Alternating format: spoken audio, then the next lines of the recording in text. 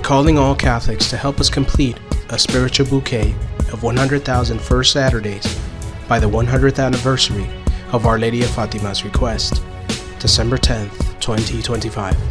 Please ask all of your friends, family, and parish to sign up. And don't forget to update your status every month at fatima.org/100 by 100. Praise be Jesus and Mary.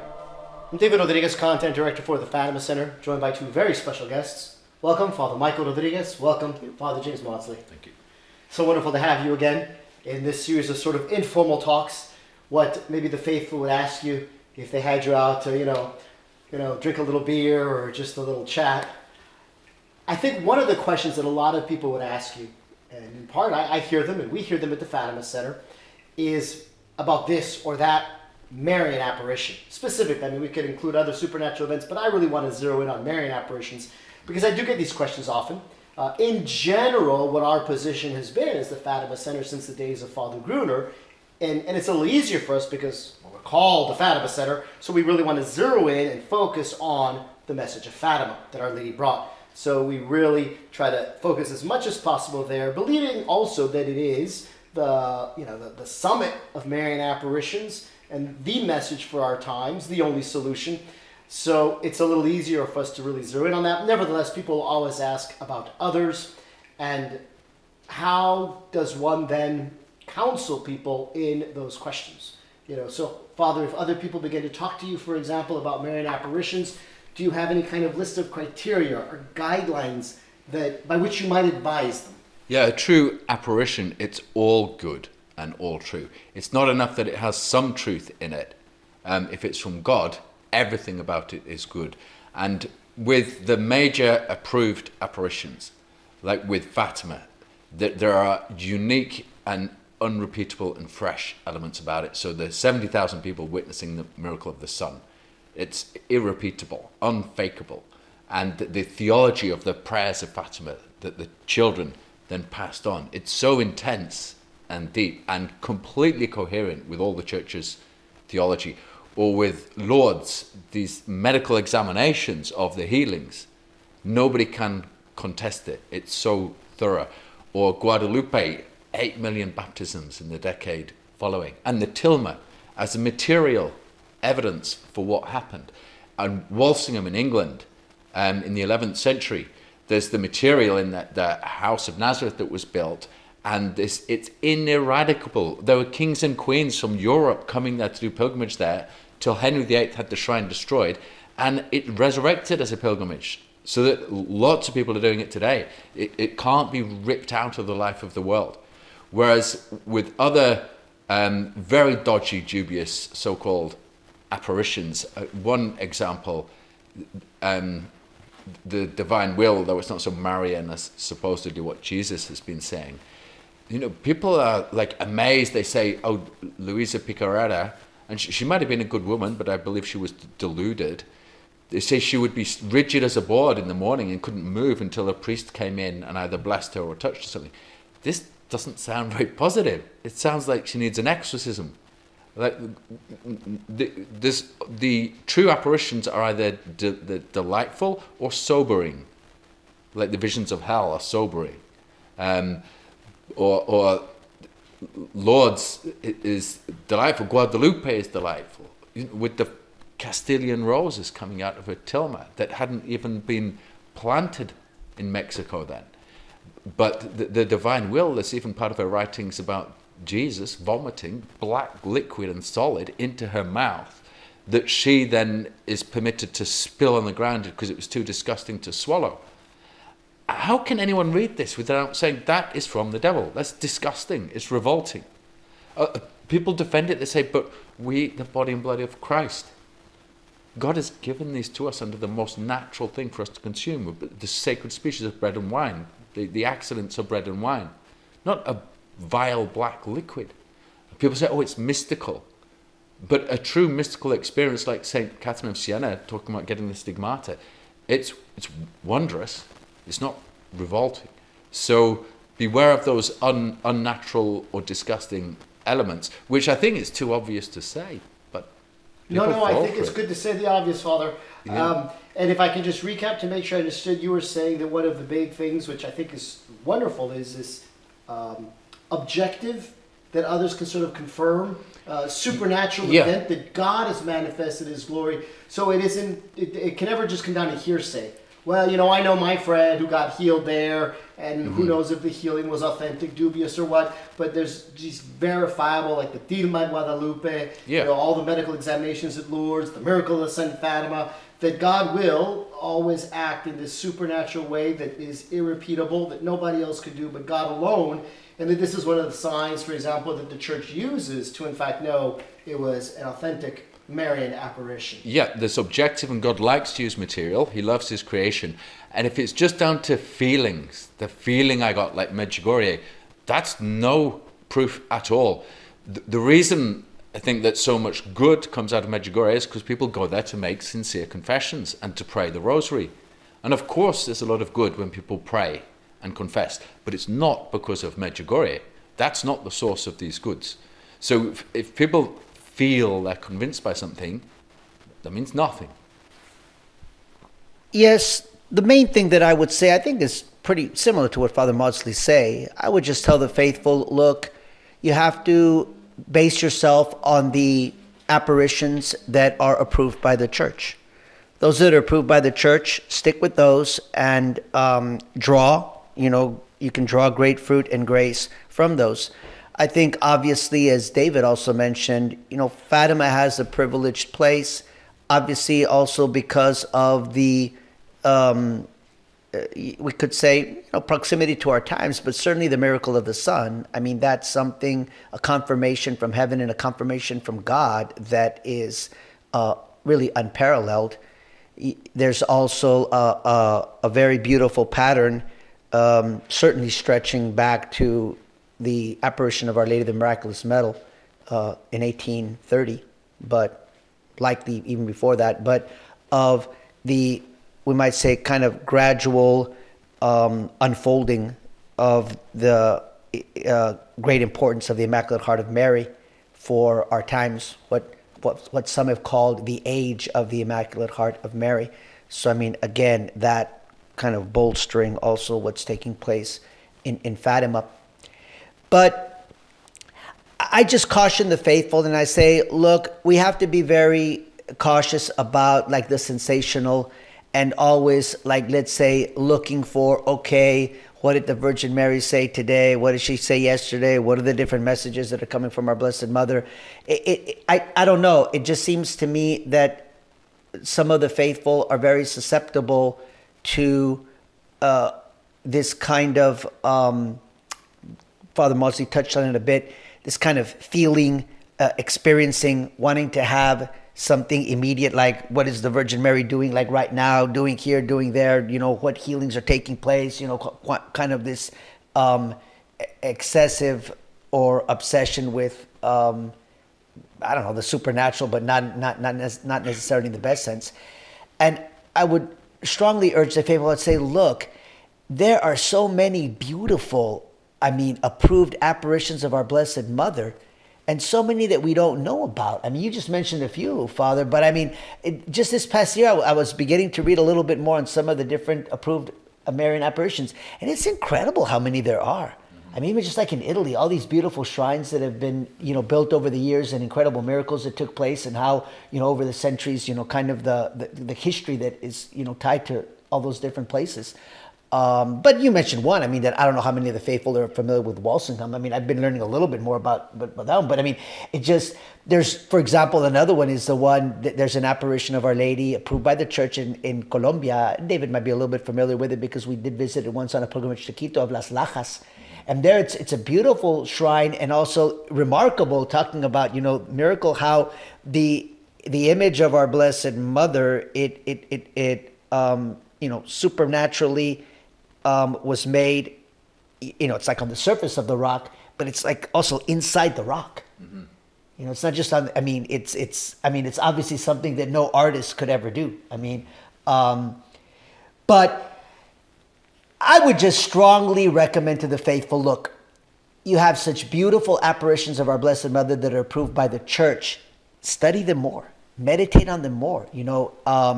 Like Our Lady of Guadalupe. I mean, it's such a beautiful. I mean, in so many ways, the way that our Blessed Mother and Our Lady of Guadalupe is affirming, like the Lex Credendi, saying that she's the mother of the one true God, the living God. Remarkable things also about her image. I mean, recently I was reading about how they've made different scientific exams on how the actual image of our Blessed Mother, that it's always at, I think 98.6 degrees Fahrenheit, the body temperature of the human. Yeah, that it's always like at 98.6 whether it's colder or warmer, like let's say in the rest of the area right there, it's 98.6, things like that. I mean, just some remarkable, objective, scientific, some miracles. just remarkable things. So, what would you say, for example, to someone who would say that they only, because you were saying stay with the church-approved ones, and so if someone were to say, well, I'm only going to stay with, let's say, the Message of Fatima, and all the others I don't want to pay any attention to, they'll distract me from the Message of Fatima. Is that a sound approach, or would you caution, or what would you, because I'm trying to take now the other sort of side, the other extreme, if you will. I think one could be a bit more open than saying that, but I also think Fatima is enough. If you were to try to devote yourself only to Fatima, it's enough. And think of Lourdes with Saint Bernadette. Was it 16 apparitions in Lourdes? I think 18. 18. And afterwards, she said she's living this life cloistered. Have I got that right? Cloistered, or just in a convent? And she's compared herself to a broom, which God uses to do a job and then puts away in the cupboard. And I don't think any human author could have thought that up to do that. To have this young girl who it started in a rubbish dump and it's turned into one of the most beautiful sanctuaries in the world by God's grace. And this girl who was at the center of it then lives the most quiet, humble life as a nun for the rest of her life after. And you see with the fake ones that the visionaries are turned into celebrities. Everyone gathering around them.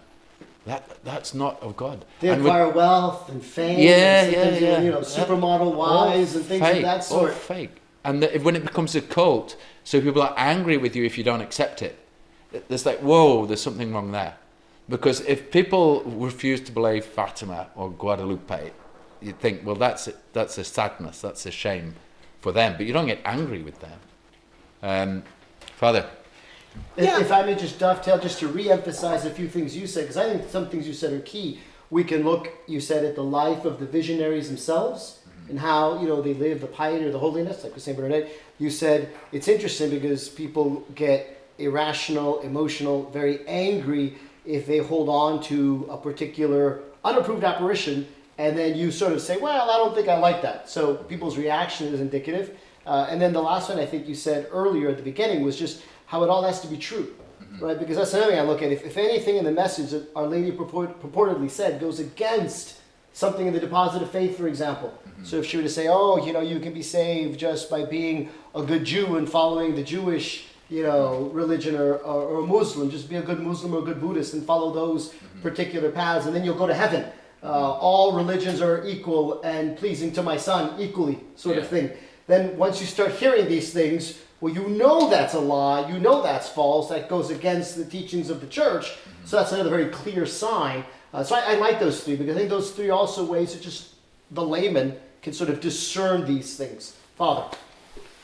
No, to the question on, you said that the person that kind of says, Fatima's enough for me, I kind of would say what Father Mawdlsey said. I would say, well, I mean, I wouldn't, let's say, be overly critical of the person. I would just say, okay, well, concentrate well, really try and live the Fatima message as best as you can, learn it as well as you can, and you'll be okay. It'll really, it's going to be the way that's going to lead you to God.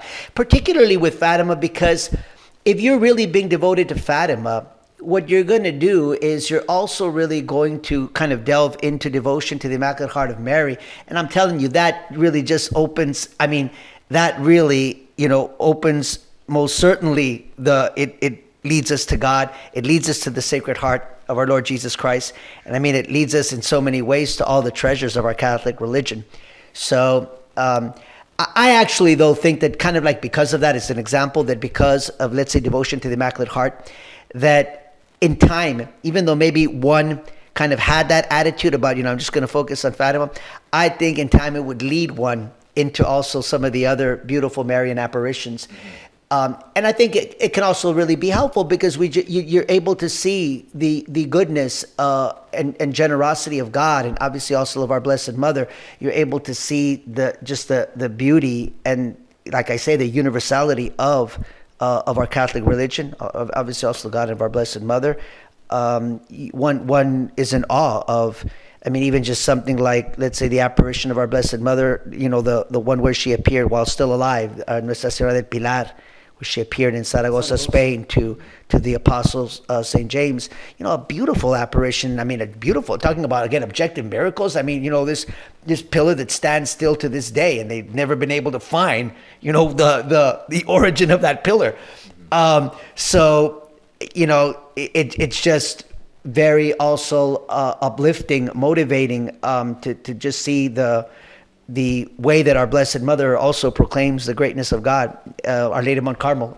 Just to name a few. Like you'd say, well, just the richness that there is, for example, in the apparition of Our Lady of Mount Carmel, Our Lady of the Miraculous Medal.